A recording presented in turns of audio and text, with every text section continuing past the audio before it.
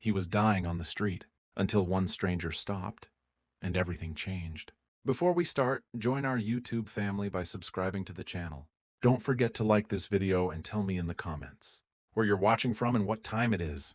Now let's get into the story. The night he collapsed on the sidewalk, no one stopped. Cars passed. People walked by. Some glanced at him, then looked away, as if ignoring him would make him invisible. He lay there barely conscious, his body too weak to move, his breath shallow and uneven. And in that moment, he realized something painful. He had disappeared from the world long before he ever fell to the ground. Rain began to fall lightly, cold drops hitting his face. Mixing with the dirt and exhaustion that had built up over years, he tried to lift his hand. It didn't move. He tried to speak. No sound came out. Just a faint whisper that never reached anyone. This was how it ended. Not with family, not with dignity, but alone, on a street that didn't even know his name. Hours earlier, he had been sitting on the same corner he always sat on. A worn-out blanket beneath him, a small tin cup beside him, and a silence around him that had become his only companion.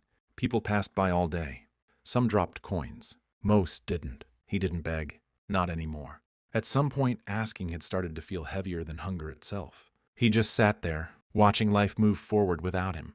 There was a time when he had been part of that life. A home, a job, a routine, responsibilities. People who once knew him, spoke to him, depended on him. But that was a long time ago. So long ago that even the memories felt like they belonged to someone else. Now, he was just another face on the street, another story no one asked about, another life quietly fading. He pulled his coat tighter around himself, though it barely helped against the cold.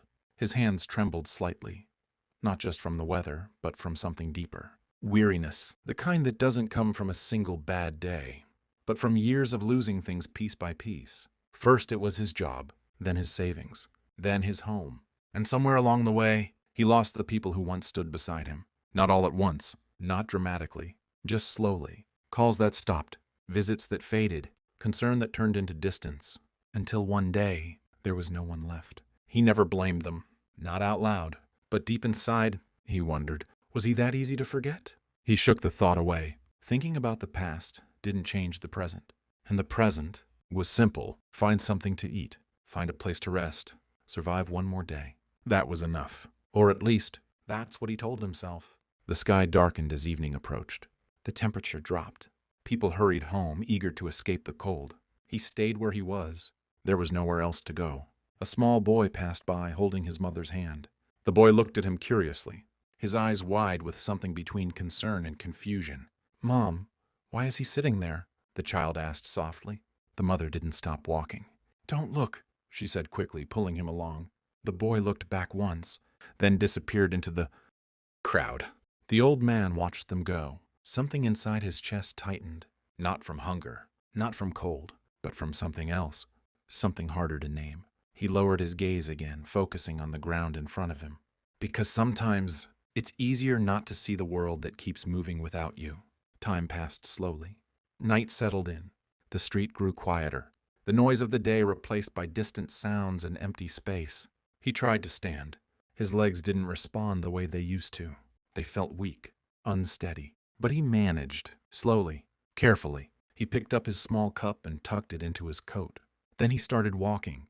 No destination, just movement. Because staying still in the cold was worse. Each step felt heavier than the last. His breathing became uneven. The world around him blurred slightly. But he kept going, because stopping meant thinking, and thinking meant remembering. And remembering hurt more than anything else. He turned a corner. The street was darker here, quieter, almost empty. He took another step, then another, and then his foot slipped slightly on the wet pavement. His body lost balance, and before he could react, he fell, hard. The impact sent a sharp pain through his side, but he barely reacted. Because he didn't have the strength to, he lay there, still, the cold ground pressing against him, the rain falling gently around him. He tried to push himself up. Nothing. His arms trembled, then gave up. His chest rose and fell slowly, too slowly. The world? And he didn't know it yet, but the person kneeling beside him on that cold street was about to change his life in a way he never could have imagined. The sound of sirens cut through the quiet night, faint at first, then louder, Closer. The stranger stayed beside him the entire time, one hand resting gently on his shoulder, as if reminding him he wasn't alone. "Stay with me," the voice said again, calmer now, steady. "You're going to be okay." The old man didn't understand why. Why someone would stop. Why someone would care. But he didn't have the strength to question it. Not yet. The ambulance lights painted the street in flashes of red and blue. Paramedics rushed in, their movements quick and practiced. "What happened?" one of them asked. "I found him here," the stranger replied. "He collapsed. He's been out here for hours, maybe longer." They checked his pulse, his breathing. Their expressions shifted, serious but not hopeless. "Let's get him inside," one said. As they lifted him onto the stretcher, the old man's eyes moved slightly, searching. For what? He didn't know. But they landed on the stranger. Still there, still watching, still not walking away. And for a brief moment, their eyes met. There was no fear in the stranger's face, no hesitation, just concern, real concern, the kind he hadn't seen in years. The ambulance doors closed, and the world went dark again. When he opened his eyes next, everything felt different, quiet, still, but not cold. Soft light filled the room, clean, warm. He blinked slowly, trying to adjust. The ceiling above him was unfamiliar, the smell in the air, sterile, a hospital. He turned his head slightly. Pain shot through his body, but it was distant, controlled, manageable. Machines hummed softly nearby.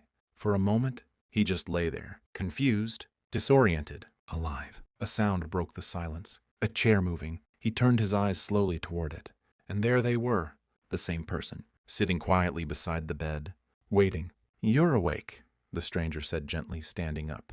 Their voice was softer now, relieved. "How are you feeling?"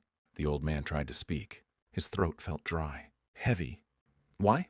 he managed to whisper. The stranger paused, confused. "Why did you help me?" The question hung in the air, simple, but loaded with years of silence behind it. The stranger looked at him for a moment, then smiled faintly. "Because you needed help." That was it. No explanation, no hesitation, just truth. The old man stared at them, trying to understand. In a world where people passed by without looking, that answer didn't make sense, but it felt real. He looked away slowly, his eyes drifting toward the window. Sunlight was beginning to rise outside. A new day. He hadn't expected to see it. "Doctors say you were severely dehydrated," the stranger continued, "and your body's been under stress for a long time." He didn't respond, because he already knew that. "You're lucky," the stranger added quietly. Lucky. The word felt strange, unfamiliar, but maybe true. Silence settled between them again, not uncomfortable, just quiet. The old man's gaze shifted back toward the stranger. "Why are you still here?" he asked after a moment. Most people would have left, done their part, moved on, but they hadn't. The stranger sat back down slowly. "I didn't want you to wake up alone." The words landed gently, but deeply. Something inside his chest tightened again. But this time, it wasn't pain. It was something else, something softer, something he hadn't felt in a long time. Time passed. Doctors came and went, checked his condition, spoke in calm, professional tones, but his attention kept returning to the same place, the chair beside his bed, and the person who hadn't left it. Later that day, when the room grew quieter again, the stranger spoke. "Do you have anyone I can call?" The question came carefully, respectfully, but it still hit harder than expected. He hesitated for a long moment, then shook his head slowly. No, the stranger didn't press further, didn't ask why, just nodded, as if they understood, even without explanation. "What about somewhere to go when you're discharged?" they asked gently. Another pause, another silence. Then, no, the word felt heavier this time, more real, more final, because saying it out loud made it impossible to ignore. He had nowhere, no home, no place waiting for him, nothing. The stranger leaned back slightly, thinking. Their expression changed. Not pity, not discomfort. Something else. A decision. Quiet, but clear. "Then come with me." The words came so simply. It took a moment for him to process them. He turned his head slowly, looking directly at the stranger. "What?" "You can stay with me," they said calmly. "At least until you get back on your feet." The room went silent again, but this silence was different. It wasn't empty. It was full of something he didn't know how to handle. Offer, kindness, possibility. He stared at them, searching their face for doubt, hesitation, anything. But there was none, just sincerity. "I don't have anything," he said quietly. "I know. I can't pay you. I'm not asking you to. I don't even know you. The stranger smiled faintly. Then we'll fix that. He looked away again, because something inside him felt overwhelmed, not by fear, but by something far more unfamiliar, being seen, being offered a chance, without conditions. His mind tried to push it away, to reject it, because that's what he had learned to do. But his heart stayed quiet. Listening, after a long moment, he spoke again. "Well, why would you do this?" The stranger didn't answer immediately. They looked at him, carefully, as if choosing the right words, then finally said, "Because someone once did the same for me." The old man's eyes softened slightly, not fully, but enough, because that answer made sense more than anything else. He looked back at the ceiling, his thoughts moving slowly. For years he had survived alone, trusted no one, expected nothing. But now, something was different. Something had shifted. And for the first time, he had a choice, to stay where he was, or to take a step into something unknown. And as he lay there, staring at the lights slowly filling the room, one quiet thought settled in his mind. What if this one decision was the moment everything finally began to change?